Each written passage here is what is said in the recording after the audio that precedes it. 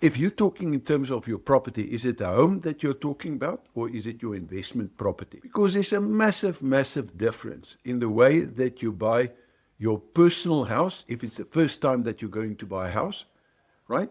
Or if you see this as an investment property. I buy my property in my personal name, in the name of a company, or in a trust. Now, here's a trick question with maybe a trickier answer. If you're going to ask the average investor this question, right, they're going to say something like, my cousin says, or my cousin said, you must buy in your name. It's easier. Or my hairdresser said, buy in your own name.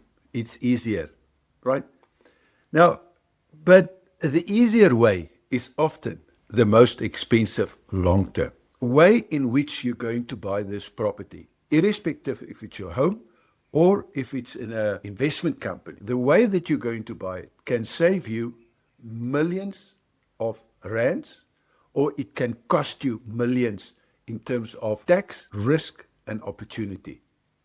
So there are 7 laws of a property investor. And let's have a look at the 7th law that says, plan and protect your assets through financial structures. Now, in the Wealth Creators University, we place a huge emphasis on protecting your assets. Let me tell you why. The Wealth Creators strategy says it's the intelligent use of limited resources to go from where you are to where you want to be in the shortest possible time with the least amount of risk. So the main thing when it comes to property will be the risk, because it's the risk that's going to kill you. It's a risk that's going to keep you from achieving your goal. It's a risk that's going to keep you from getting the right growth. But in South Africa, we're sitting with unique problems or situations because there's the Expropriation of Property Act, which means that if you do not plan and protect your assets, there's a huge risk that we are taking. And therefore, we have to make damn sure that we understand what we can do, how we can do it, and that we do it legally in the right way. Right. Now, a financial structure, a company, your personal name, or in a trust, these are ways that you can protect yourself. So if you own a property in your own name, in your personal name, you're going to be exposed to creditors. And I'm talking specifically in terms of investments properties. Therefore, you could also face higher taxes if this property starts making you money. In other words, if you're in a 45% tax bracket already, and now this property gives you more income, that income is going to be added to your current income, and therefore you're going to be taxed according to that. Now, you might lose your wealth in a lawsuit or in a divorce or in a business failure if it's in your personal name, because this is the way that the law is going to treat you. So if your goal is wealth creation and not just home ownership, you need a structure that's going to protect your assets. And when I say protect, I do mean protect in the broadest sense of the word possible. Right. So first of all, legally, it must be able to reduce your tax liability or your estate duty liability or your capital gains liability. Right. So we have to look at the full picture before we can make a decision. At the same time, you're going to use this as part of your legacy planning, of your freedom planning. And we have to make sure that it's going to fit in your financial freedom growth rate. In other words, if your financial freedom growth rate, whatever that may be, if the growth on this property, irrespective of what structure you're going to use, is not going to be higher than your financial freedom growth rate, you know that it's a bad property, irrespective. Right. Now, there are 3, let's call it common ownership options. And I'm very quickly, remember, this is not financial advice. This is simply the way that I see it. You have to get to the right people in order to give you the advice. But for an overview, there are 3 common ownership options. The first one is going to be your personal name. Now, normally, it's simple, it's easy. The bond approval is going to be a lot easier if it's going to be in your own name. But if there's a positive cash flow, it means that you can pay high tax. It can be very risky. And in your personal name, you've got no protection whatsoever. The second is a company or a PTY limited. By using this as a structure, there's better tax planning, there's better estate planning. It can be scalable because now you start building property portfolios, and therefore the one can offset the next one. But unfortunately, there's going to be more cost involved. There's going to be more admin involved. There's going to be more setup cost involved. You need an accountant or an auditor in order to be able to help you. The third way is through a trust. And just like a company, right, it's great for asset protection. It can be a legacy tool. It can be a financial freedom planning tool. But it's the most complex in terms of these three options that you've got. And of course, there's ongoing compliance. You have to take and get the resolutions for each and every step that you take, each and every time that you buy a property, that you sell a property, that you change things.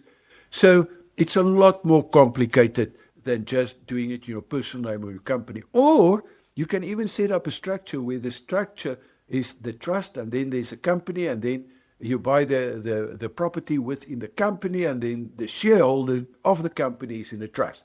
But nowadays, especially with SARS, they are busy closing up all these loopholes that advisors would say to people that you can hide things in a trust and that SARS doesn't know about it. Now, I've said for the last, 23 years that I've been helping people, that's not the way to try to do it. The moment that you want to hide anything from SARS, you are setting yourself up for huge penalties. You know, these blind trust and complex trust is just a way to make bloody money, according to me. I may be totally wrong because I'm definitely not an expert, and this is not financial advice that I'm telling you. But I'm sure that if you've got a trust, you would have seen over the last year or two, there's more and more, it becomes, SARS wants to know who are the beneficiaries. They want to know, even in a company, who are the shareholders, what's happening with that. And this is just to clamp down on those people that thought that they would get away. So right from the word go, from 23 years ago when I started doing and giving training on property, I would say to people, the last thing that you're going to play with will be SARS. So make sure that you keep it simple, that you keep it straightforward, that you know, that you obey the law, and by simply doing that, you can do fancy legal tax planning and financial planning and estate planning and legacy planning. Don't listen to people that wants to make it complex. But now we've got all these structures. But do you know that this structure means absolutely nothing? Zult zero bugger all if you do not buy the right property. In other words, you have to do the sums before you sign the contract. And before you sign the contract, if the sums make sense that you should buy in entities, then you have to set up those entities, preferably before you actually buy that property, because the sum is going to tell you if it's a good or a bad investment. Right. What do I mean with the sum? There's only two sums that you need to do. Your FFGR, your financial freedom growth rate, and I'm quickly going to show you how easy it is to determine that. And then that's based on your surplus money that you've got, that you're going to use in this property as part of your investment strategy. And then we need to calculate what is your IGR. The IGR is the real growth that you're going to get on that property, on your surplus. Right. So let's take an example, and let's say it's 1.5 million. The bond over 20 years at 11.5% is going to be 14,500 Rand per month. Right. Now, we assume that you are going to get a rent of 12,500, which is a little bit better than the average for a property like this. So 12,500 Rand per month. We start adding up all the expenses, the rates, taxes, all the levies that you have to pay, the insurance, if there's any insurance. Well, there will be insurance based on that if you are going to apply for a bond. And let's assume that is 3,000 Rand. So now we're going to look at your cash flow. So from a cash flow point of view, 12,500 Rand coming in. But it cost you 14,500 to service your bond, of which the biggest portion will be an interest that in the event that you can deduct that interest portion, especially in the first couple of years, plus for levies and costs like that, 3,000 Rand. So your negative cash flow runs to 5,000 Rand per month on this property, right? That simply means that in the event of this property, there's a 60,000 Rand that you are bleeding out per year. In other words, you have to find that money somewhere. Now, we are going to sit here with a trick, right?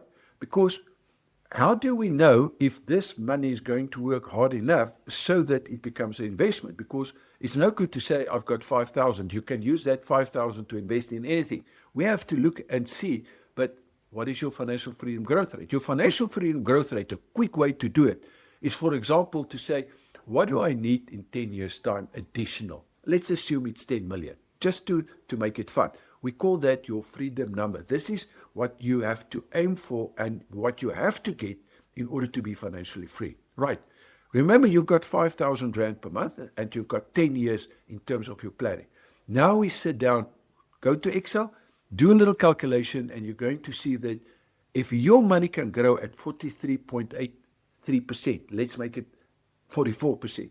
If your money can work at 44% anywhere, but specifically in this specific property, you know, okay, I can go for that. If not, there's no ways that you're going to do it, right? Now, on this specific property, I could tell you that you do not need to know anything. There's no tax planning. There's no decision if it's better in your name, in a company, in a trust, from a tax planning point of view. Why not? Because it's a bloody bad property. It bleeds 60,000 Rand. So the only way that you'll ever be able to make it up is if there's enormous capital growth. So on this property, you're going to maybe sit with between 8 to a 12% IGR. In other words, over a 10-year period, if you take everything into consideration, that's going to be the situation. Therefore, your IGR over a 10-year is smaller than your FFGR based on the 5,000 Rand that you want to invest if you could get that at 100% bond.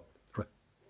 So suddenly you can see it becomes irrelevant from a tax point of view, from if you buy this property in your own name, if you do it in a company, or if you do it in a, because SARS is going to simply say, for the first 5 years, if there's not a positive cash flow in your personal name and you've bought it in a personal name, they're going to ring-fence that. So no tax benefits whatsoever.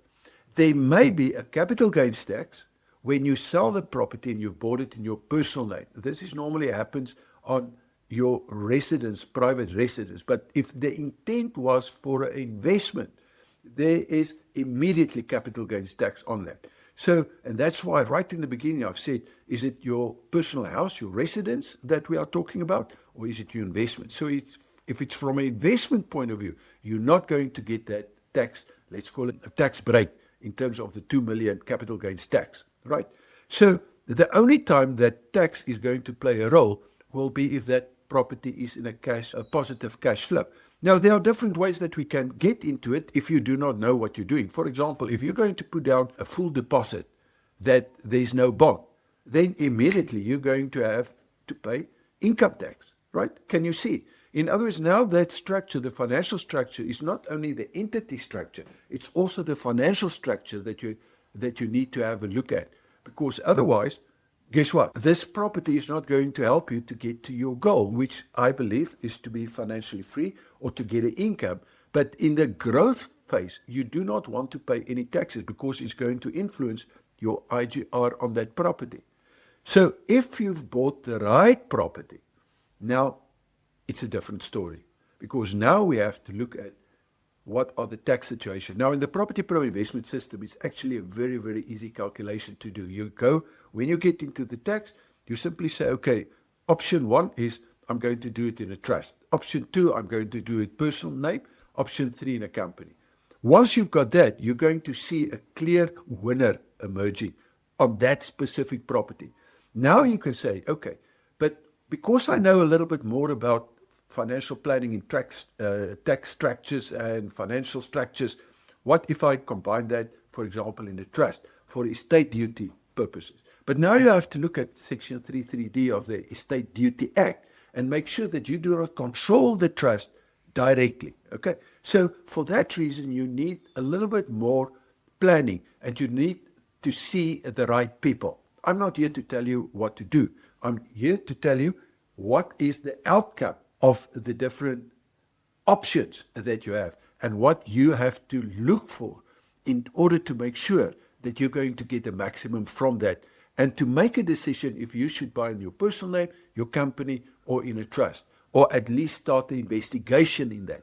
So the moment that there's a positive cash flow, and remember, to get a positive cash flow is not too difficult. For example, if I use that and I do not structure a credit loan account and I use that as a deposit, SARS is going to see all the income as income. And there's no interest portion like in a bond that you can deduct. So if you bought in your personal name, you're going to pay up to 45% income tax.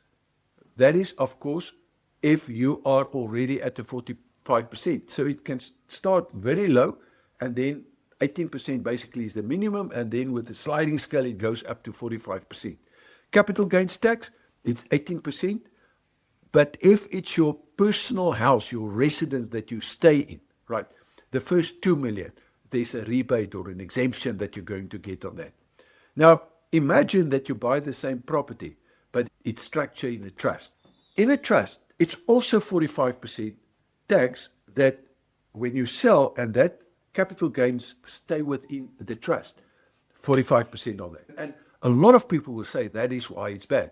But there's a Section 25B of the Income Tax Act that simply says that if you conduit that legally, now they are things, and that's why you need to go to experts to help you with this, right? You can conduit that to the beneficiaries, and they are then going to pay that tax in their personal name, the capital gains tax. And the SARS distinguish between income tax and capital gains tax. So it's two different calculations that they do. And for that reason, make sure that you understand. Now, I've got a course on trust for the entrepreneur and the investor, where I'm getting really deep with the property advanced course, where we look into the structures and how to do these things that can benefit you a lot. And then a lot of attorneys and a lot of chartered accountants have done. And the feedback that I'm getting is one of the best courses they've ever attended in their lives. Right, but you have to make sure. So you can't even rely on that person, because if that person does not know what to do, you're going to pay the penalty for that. For that reason, you need to have that information before you tell them to put your structures and your deals together. That means you have to take the responsibility if you're serious. If you're not serious, you're going massive balls up of this whole thing. I can tell you that. Why do I know this? Because for the last 23 years, I had hundreds, well, let's call it thousands of different experiences where I could see what students were doing and the outcome. And that is, I've built up an enormous database. And because of that knowledge base, so to speak, I can tell you categorically that 98% of South Africans do not have and do not know how to do structure planning, right? And they've never incorporated that in the right way to get the best benefit and the best protection on that. The right structure, if we do it the right way, is going to increase or can increase your investment growth rate over 5, 10, and 20 years, right? And therefore means that you're going to get a better deal. Your IGR is going to be bigger. But remember, the criteria is that your IGR, your investment growth rate, must be bigger than your FFGR. And this is why it is crucial that you invest first of all into yourself. So if I could give you, like, let's say we can give you a summary or the final word on this is that if you're serious about building a property portfolio, in other words, you want to use this thing for financial gains and for legacy planning and for freedom planning, then it's not just about, do I need to buy this property in my own name, in a company, or in a trust, right? It's not just about buying properties anymore. You must learn how to structure the right deals in the right way, right before you actually sign that contract, right? Why do I say this? Because the way that I see it is that the structure, the financial structure, the entity structure that you're going to buy this forms the skeleton of your wealth creation process, right? So it's not a once-off. And this bullshit story that people have, that you need to have each and every property in a different a company and a different trust, is just maybe another way for other people to start making money out of you. You can set up very fine structures very secure without trying to make it complicated. And therefore, make sure that you understand how it works. And again, we've got the trust for the entrepreneur and investor that you can have a look at that. In other words, if you get this structure right from the word go and you know exactly where you want to go, right? You start by building it right from the word go, right? If you do not do that, my friend, it's going to break when it grows. And I've seen this over 23 years, time and again, where these structures break the moment that people reach the next level. So put in the time and the effort before you actually start with this process. Now, there's a lot that I've said. What now? Maybe I can help, or my Wealth Creators University or method can help. You see, what I've seen over the last 23 years in helping people. Now, remember, I'm 40 years that I've been a property investor myself. I retired at the age of 37 because of property. But my main experience started by, I started teaching, because then I could look at what all these planners, how they plan these portfolios. And based on that, I could see what is working and what is not working, right? So on that, I can tell you that 99.9% of property investors that fail does not fail and do not fail because of the economy. They fail because they make one bad decision. So when I start analyzing people and I see where they are and where they could have been, I can almost always track this back to one of two mistakes that they've made. One, either in buying their first property, or secondly, when they start a business and they started that business in the wrong way. Now, today we're not talking about business, we're talking about property. So when the property is not giving them that they need, I can tell you categorically that it was because they've made the mistake right in the first deal that they've made. And that deal is costing them years and years of progress and millions of rands. Now, people say, okay, but it can't cost me millions of rands. But there's an opportunity cost. Remember in this case that we've talked here, there's 5,000 rand, right? That 5,000 is the money that you've got a surplus, and that 5,000 must secure your financial freedom in 10 years or 20 years or 40 years. Now, if you misuse the 5,000 rand and you do not get that growth, you cannot accelerate the process. You cannot take that as the baseline and then start building, right? In my Property Accelerator Masterclass, I'm going to show you actually how it works. So if you mess that up in the beginning, you take yourself out. And now the lost opportunity cost of money comes in, because if you could get a 45% growth or a 60%, especially in the beginning, right, it's going to change everything for you. But because people do not understand and get that right in the beginning, it keeps them in this cabal system, in this global elite system that wants you to work for the rest of your life without you getting out of that system. And this is why I started the Wealth Creator Strategy like 23 years ago.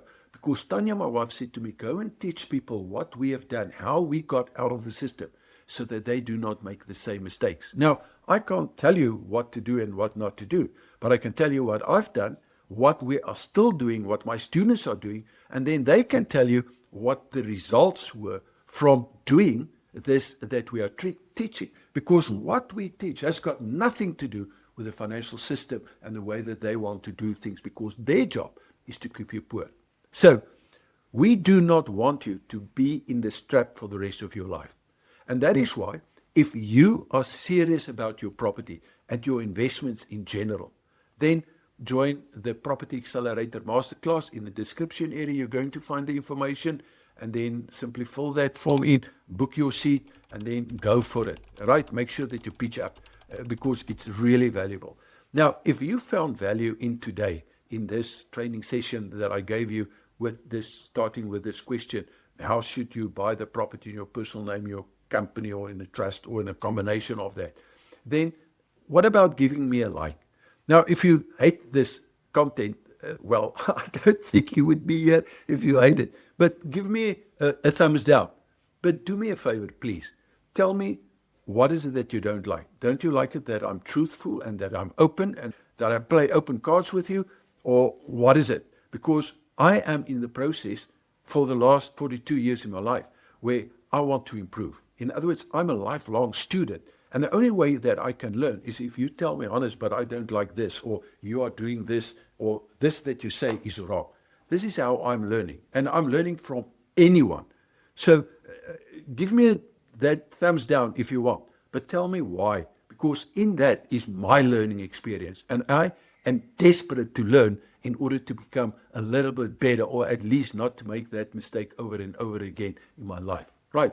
Otherwise, what about the thumbs up? Or what about if you really got a lot of value? Because I'm doing a lot of these questions where I'm trying to help people from all over the world. What about you share this with someone that you know should have this information and must perhaps pay a little bit more attention, or that you know can benefit from this? Then I will really, really appreciate if you pass this on and share this with other people. Right. Also, if you've got a question in the comment section, maybe close that question. It's not 100% to say that I'm going to do it, but if I get the same kind of questions like this one that I'm getting on a regular basis, I'm going to make a training session just on that. And it's not to give you any advice that I can't do, but I can tell you where to start the process and what to look for and what not to look for, like I've done in this training session. So thanks once again for the time and the effort that you are putting in becoming the best version of yourself. In other words, the personal development, Warren Buffett says, is the best investment that you can ever make in your life. And I agree 100% with him. There is no better investment than this. And I hope that this video and this training session was proof that that is the case. Because if you just do what I've told you to do and dig deep into this, you're going to see that you're going to save yourself millions and have a great and a wonderful and a fabulous future. If not, my friend, we call it tough luck, you are going to suffer. Right? So take the responsibility and pay a little bit of attention to this. Thanks for your time. See you in the next one.